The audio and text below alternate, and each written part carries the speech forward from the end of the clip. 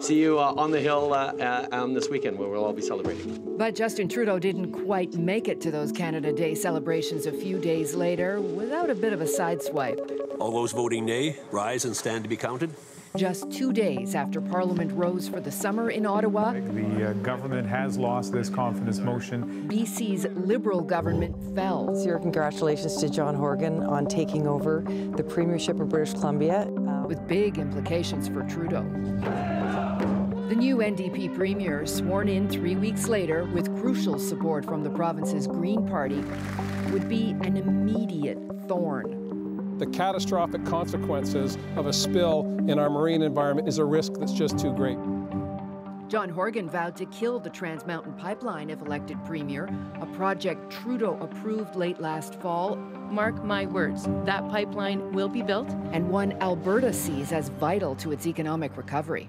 BC really does become ground zero once again in terms of the push and pull and the tension between British Columbia and Alberta, British Columbia and Ottawa over what to do with the Kinder Morgan Trans Mountain Pipeline twinning project. Please join me in welcoming Coldplay! But a week into July, Trudeau was on the world stage, a good place for a Canadian prime minister in this so-called summer of Trump. He was cheered by everyday people, the foreign press, and widely seen by his fellow world leaders as being on the winning side when it came to issues like climate change and globalization. We continue to focus on the need for a rules-based order when it comes to international trade that is focused on fairness between countries, but also fairness within countries.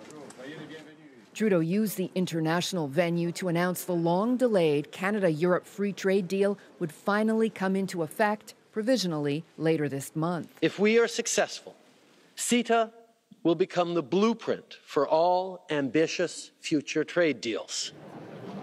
But the government also used Trudeau's overseas trip as an opportunity to announce what it had to know would be a sharply divisive decision back home. That judicial process is coming to its conclusion. A $10 million settlement deal with Omar Khadr, the Canadian convicted of killing an American medic in Afghanistan back in 2002 when he was 15 years old. The government said it had no choice. Not only would we have inevitably lost, but estimates range from $30 to $40 million that it would have ended up costing the government. The deal stemmed from how Khadr was treated while being held at Guantanamo Bay, including by Canadian officials who interrogated him. The Supreme Court of Canada has said clearly and unequivocally that that behavior on the part of those Canadian officials was wrong. And you may want to dismiss the rule of law and the Constitution, but if you do that, you are fundamentally undermining the integrity of the country. And it's not just wrong, it's disgusting. Canadians are rightly outraged, and Justin Trudeau has an obligation to face the music himself and explain why he took this decision upon himself to pay Omar Khadr this money. Canadians were equally vexed. Nearly 3/4 of Canadians polled in the immediate days after said they too believed the government did the wrong thing. All I ask is to make an informed opinion about me. It's easy to just believe what's said about me, but take the time, get to know me personally. And then whatever you choose, whatever opinion you want to make of me, I will respect that. This is something that burned fast and burned bright in the early weeks of the summer and then sort of ran out of fuel. The big question is whether or not it will come back to haunt the Liberals as we start to look towards the legislative session. I think that initially Canadians were very upset about it, and they are still not particularly comfortable with it. But of course, the Conservatives took their opposition to it not just to rank-and-file voters, but then off to the U.S. media. The reality is that this was a decision that was made by his government and not by a court of law. The Liberals made sure to keep as much of the summer media coverage of their guy focused on the positive. The camera-loving, charismatic prime minister who accidentally on purpose runs through some kids' prom photos, who helps university students move into their new dorms, and marches in just about every pride parade in Canada. Trudeau even made the coveted cover of the Rolling Stone. There is both a stylistic and a substantive element to what he's doing here. And it's clever, if you will. It's insidious, depending on your take on it. Every time there is an Instagram photo that goes viral of this Prime Minister, he is shoring up support and creating an important touch point for a segment of the population that showed up for him in 2015. But for all the treacle-dipped summer media, it was one of Trudeau's own media moves, a tweet sent back in January that in retrospect may have been his biggest gaffe of the season.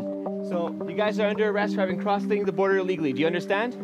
At the end of July, thousands of asylum seekers suddenly started pouring into Canada at unofficial crossings. Most were Haitians from Florida, worried the U.S. would soon revoke their temporary residence status. I found that Canada was the best option for me and my family. You guys understand humanitarian. Unlike in the United States, you treat people as human beings. The Big O had to be set up as a temporary shelter. The military built tents along the border, and a second shelter was opened in Cornwall. The numbers told the story. Our system now is in shambles, and I think a lot of this has to do with the messaging. The opposition blamed Trudeau. The government was accused of managing the influx, not finding a solution. Finally, on August 23rd, Trudeau appeared to walk back the tweet. There is no advantage to irregular migration over regular migration. Except that they do get into Canada sooner and get to stay here while waiting for a refugee hearing. So much of that will come down to the way the criticism and the way the debate is presented. If it focuses on that growing unease that Canadians are expressing in terms of who these people are and are they coming in for the right reasons, and do they have confidence, do Canadians have confidence in the Trudeau government to properly screen these asylum seekers to ensure that the people who need to be here are here and settled and welcomed, and those who are not here for the right reasons are turned around. Please join me in congratulating the members of the 29th Canadian Ministry. When Parliament does return in about 2 weeks' time, there will be some fresh faces on the government's front benches. One more thing Trudeau did this summer was to shuffle his cabinet and break up the Indigenous portfolio into 2 ministries. We're entering the 2-year mark, and the government has made a big deal about measuring its outcomes, and it wants to be measured on the results. And one thing that became very, very clear was that they were having an extremely hard time meeting the benchmarks that they had set for themselves on the Indigenous file.